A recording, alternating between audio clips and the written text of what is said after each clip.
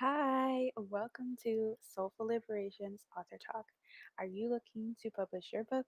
Then head over to soulfulliberation.com. I am your host, Angela Kiata Banks, and I'm the author of The Black Foster Youth Handbook 50 Plus Lessons I Learned to Successfully Age Out of Foster Care and Holistically Heal. On this episode of Author Talk, we are featuring Miss Kenisha Anthony, who's a first generation college graduate, award winning foster care advocate, and author.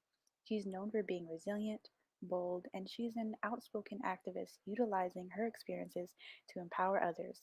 As a foster care visionary, she starred in the documentary Foster Shock and has been featured on NPR and in the Miami Herald. Her eye opening memoir labeled is her debut. So, without further ado, welcome, Kenisha. And, let's start off with what is or what was your favorite and worst part about writing your memoir? My favorite part about writing my book, Labeled Worth the State, was the educational piece that I added to it and all of the resources that I was able to find on my journey and just give that back to the world because I know how important it is for people to know about these resources. I always use a term that college was my road to independence. So if I can tell other people like how they could get through college free with like debt free with no debt, that is like so awesome and we'll have more independent people in the world. Now, the part that I hated about this book was writing about my parents because I feel like that is an area of me that is like unhealed and I can't even see what being healed in that area of my life look like. So as I was writing that part, I cried a lot and it was just very emotional. So I didn't like that part, but I did it anyways. You're right. Like, so many people don't know about the resources that are out there. So, I'm just so happy that you're including some while sharing your story. And, your book is titled Labeled Word of the State. And, I'm a former foster youth as well. And I've had that label as well as many, many others, right? And so, why is it important for people to know, they are not their labels and they can shed their labels and, they can be whoever they want to be? Why is it so important that they know that? It is important to know that you are not defined by labels because this world will always tell you who you are and who they think you should be, depending on where you live, depending on the color of your skin, depending on the texture of your hair. And if you can just own who you are and love who you are, it's like those labels don't mean anything and they have no substance. So that is why it's totally important to never let labels define who you are. Yes, sis, that is that part. Like, yes, because once you know who you are, you just don't care. Like, everything else that people say to you, like, people have said a lot of things in my journey as an author. They had a lot of different uh, opinions. And to me now, I think it's just real cute. Like, I think cute is, again, it's small, it's cute.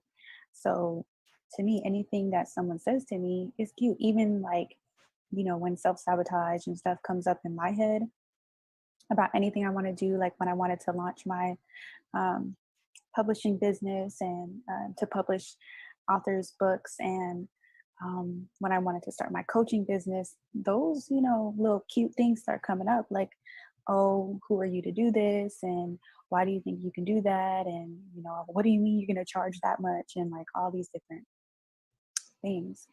But once you really know who you are, you know your purpose, you know your calling, everything else is just cute. Okay, just keep it moving. And okay, that's cool that you feel that way. Thank you for your input, but really not thank you. Also, I didn't ask. So, focus on you and really build you up. Have people around you that know that you are amazing and affirm to you that you are, doing the best that you can. Also, will keep you in check, not people pleasers that are always like, oh, everything you do is gold. And then, like, if you're hurting people, nobody's saying anything. No, you want people that are real, that are confident in themselves, that are able to affirm to you, but also be real with you when, about whatever needs to be done or, shifted or transmuted, okay?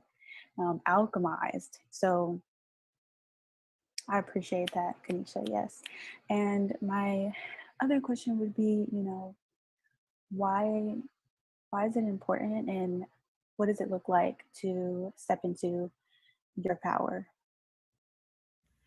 An example of stepping into your power is owning who you are. Once you know who you are, like you own everything around you and nothing can stop you. You're walking through this world so fearless, conquering everything.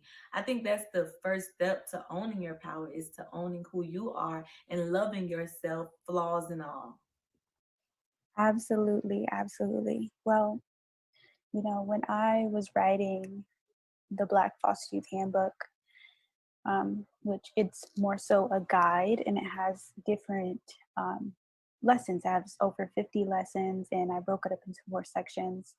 Um, and I tell different parts of my story through these lessons, and I also incorporate, chapter exercises, tips, and also places for you to write in the book. But I also knew I wasn't going to be able to write a memoir because at this time, because it's just so gut wrenching and painful. And even with all the different stories I dug up within myself to create this guide for young people in foster care, I knew that, well, one, it was still very painful and a lot was brought up of my past.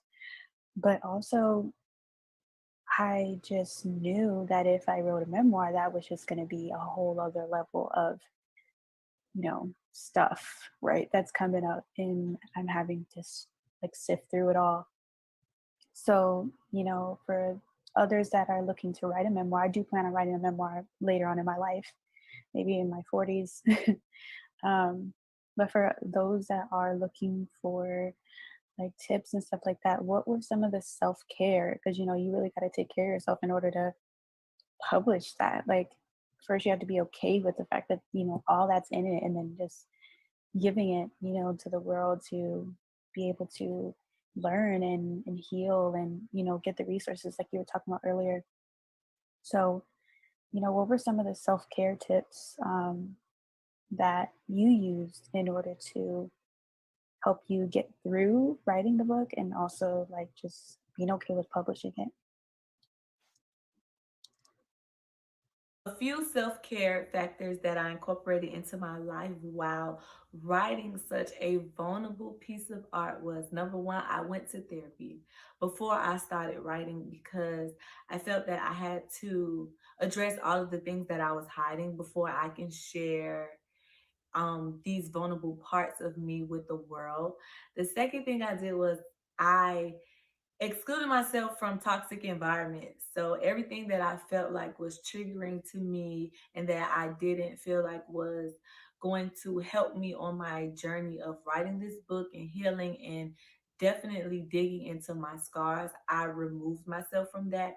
And then I always went to my happy place. So going to your happy place is like so important on your self-care journey and taking care of yourself and understanding your feelings and what you're feeling and learning from those moments. So those are three self-care habits that I incorporated while writing this book. I give snaps to that. That is a really huge point. If the environment, if you are in an environment where it's toxic, and it's toxic when it's toxic, where people aren't supportive of you, where there's always a lot of loud noise and commotion, and your day to day life is survival, writing a book is going to be that much more difficult, regardless of whatever book it is. I'm not going to say it can't be done, but it's going to be significantly more difficult. So take a look at your environment today. if you are someone that does want to write a book at some point, and really make a list and write it down of what needs to change in your environment for you to really be able to thrive, not just with writing a book, but in life. Okay, really take a moment and look around you. Look at the people that you have around you, the at least the the the top 5 people that you have around you the most, right? 5 or 6 or 7, however many people. It might even be the top 2 people. And are they really doing things that are nurturing to you, or are they doing things that are demeaning and rude, and that's just been the normal? Really take a look at that, really be honest, and see what kind of changes you may need to take. For me, a lot of the times it meant moving completely out of the state, and a lot of people aren't huge about doing that. But for me, whatever it's going to take you to get you a step closer to where you want to be in life, not just with the book, but in life, do it. Like, be committed to figuring out and committing to your own joy, fulfillment, purpose, power, love, excitement, fun. Fun. It doesn't always have to be about business and work. So, my last question for you, Ms. Kanisha, is do you have any lasting advice or tips that you want to give to our listeners here today? The advice that I have for anyone aspiring to write a memoir is to, you know, zone in on your focus and what is the purpose of this memoir. Because a memoir is not a biography of your entire life. It's about a specific section of your life. So once you have the focus of that, I feel that you will blossom as you're writing into what message you're really trying to share with the world about that moment in time of your life. I really thought that a memoir was like an autobiography. So that just, I'm gonna need to sit with that. I might write a memoir. Well, if Kanisha has, inspired you to want to write a memoir or any other book, definitely go to www.soulfulliberation.com and apply for author coaching. Kanisha, thank you so much for joining Soulful Liberation today and just sharing some of your insight and your journey as an author. I wish you all the best. Go and get your book.